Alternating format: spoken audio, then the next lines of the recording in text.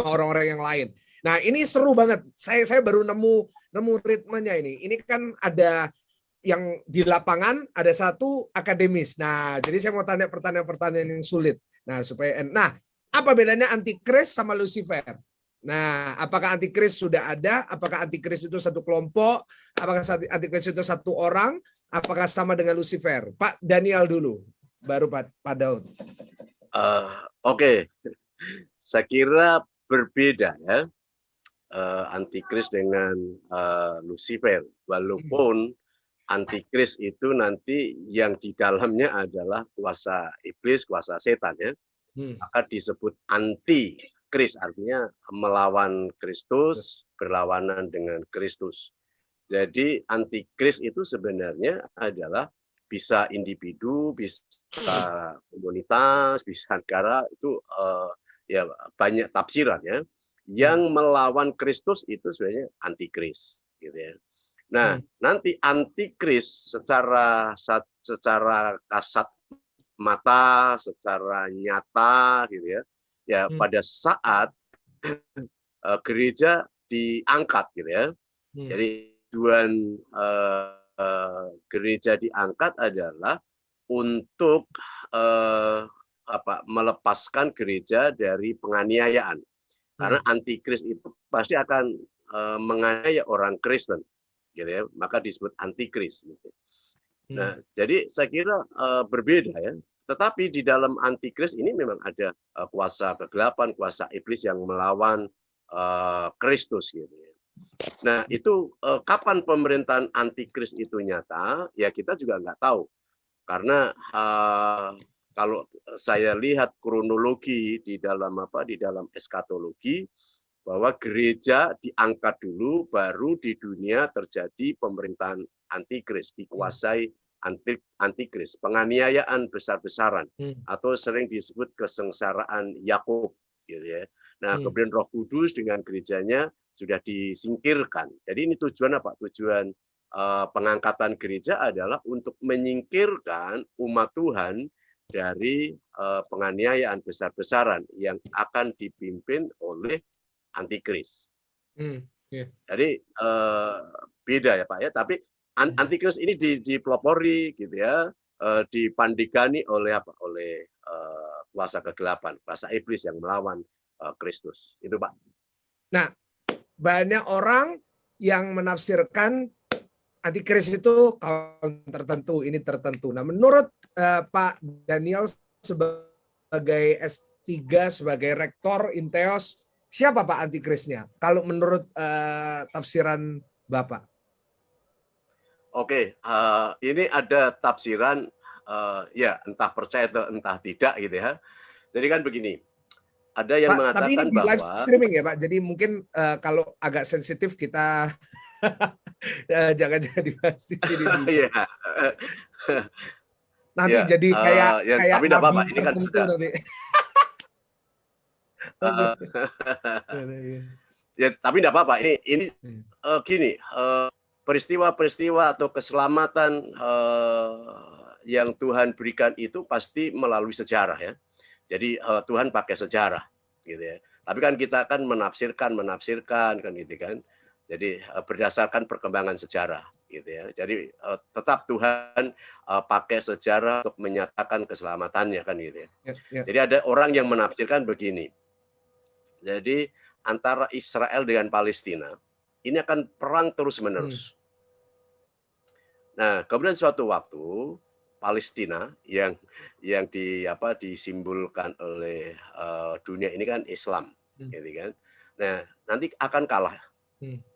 Setelah kalah, maka Palestina ini akan minta tolong kepada negara-negara Islam untuk melawan Israel. Tapi mereka tetap kalah. Ya, tetap kalah. Nah, negara-negara Islam ini akan minta bantuan dengan negara-negara komunis untuk melawan Israel. Nah, kemudian Israel ini kalah. Nah, ketika Israel ini kalah, maka Israel ini minta bantuan, yaitu negara, kita nggak tahu, ada yang mengatakan Amerika ya. Karena selama ini kan Amerika kan di belakang Israel. Hmm. Tapi ada juga yang mengatakan Israel akan minta bantuan Uni Eropa bersatu. Gitu ya. Nah, kemudian negara yang membantu Israel ini akan menang. Nah, negara yang mengalahkan negara-negara Islam ini nanti akan berdiri sebagai negara yang menguasai dunia ini. Akhirnya muncullah antikris. Berarti kalau berdasarkan tafsiran ini, antikris itu berupa ya tokoh negara ya, pimpinan negara. Ya. Apakah itu presiden, apakah itu perdana menteri, saya nggak tahu. Tapi ini tafsiran, Pak ya, tafsiran, gitu ya. Jadi dan saya kira ini sedang terjadi kan? Bagaimana Israel dengan Palestina berperang kan? Nah, gitu ya. Nah ini ada juga yang mengatakan antikris itu adalah secara pribadi, katanya paus gitu ya. Ya, maka kita harus banyak membaca, kemudian banyak memahami bagaimana orang memandang siapa antikris gitu. Tetapi menurut saya karena keselamatan Tuhan itu melalui sejarah ya, sejarah yang terjadi gitu ya.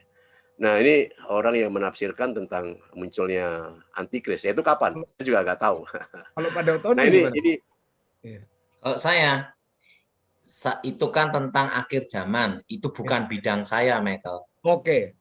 Apa bedanya antikris sama Lucifer, Pak? Terakhir ini sebelum kita yang jelas antikris itu adalah yang dipakai iblis gitu aja, Michael. Oh, jadi beda ya. Jadi antikris itu dipakai sama Lucifer. Apa bedanya iblis? Apa bedanya Lucifer sama iblis, Pak? Nah ini. Iblis adalah rajanya para setan. Iblis. Lucifer itu kan dalam bahasa versi dari King James, tau, Michael. Ya. Nah, ya iblis ya Lucifer lah. Oke, jadi Lucifer rajanya setan lah intinya itu aja. Rajanya setan itu Lucifer berarti, Pak? Iya. Oke, jadi gitu ya, Pak Daniel Sutoyo ya, juga teologinya juga oke ya, benar ya.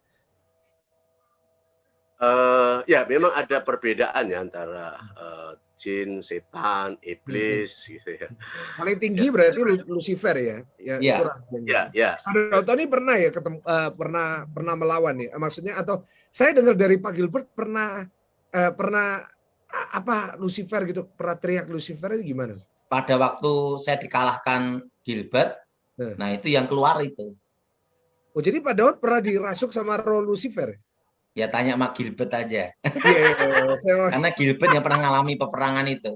Iya. Saya dengar langsung dari Pak Gilbert langsung, memang waktu itu dikisahkan kalau Pak Daud waktu terakhir itu kan ada papanya Frankie Kuncoro, siapa Pak namanya? Pak Samuel Dodi ya? Iya. Nah, itu kan katanya Pak Pendeta Samuel Dodi itu kalau ngusir itu banyak tanya gitu kan. Ini setannya siapa?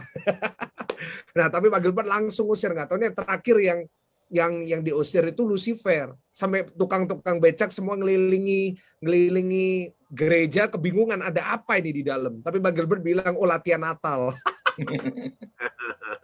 Pak Daud pernah katanya ada, nah kayak misalnya dimasukin air nggak bisa. Nah itu kan kita tahu semua ceritanya. Itu karena Lucifer atau karena jin atau karena setan, Pak? Supaya kita bisa bedain. Dulu kan ilmu saya banyak, Michael. Jadi setan dalam diri saya itu sebelum bertobat itu banyak, Michael. Karena dulu kan saya menguasai ilmu gelap sayuto selaksa roh, Michael. Ya dihitung aja selaksa berapa, Michael. Makanya ngusirnya lama. Sampai saya hilang ingatan setahun, toh, Michael. Iya. Gitu. Tapi yang penting itu kan masa lalu. Tentang iblis itu enggak terlalu penting. Yang penting itu keselamatan dari Yesus disampaikan anugerah itu. Haleluya. Betul Pak Pendeta? Ya. Yesus itu enggak penting, Michael. Benang merahnya selalu di situ. Kita percaya apapun boleh terjadi, kita tetap harus memberitakan Yesus ya dengan caranya kita masing-masing. Kalau Pak Daniel Sutoyo bisa memberitakan lewat akademis ya, lewat pelajaran kita lebih mengerti. Kalau Pak Daud ngusir setan. Puji Tuhan. Nah, oke, Pak Daud, mungkin kita bisa lanjut ke tanya jawab ya Pak Daud ya, karena banyak yang banyak banget yang mau tanya. Ini udah 100 orang antri di Zoom. Nah, 5 ya. Iya, 5 ya. Bentar saya kasih pengumuman dulu boleh ya Pak Daud. Nah, jadi saudara, Mbak Daniel terima kasih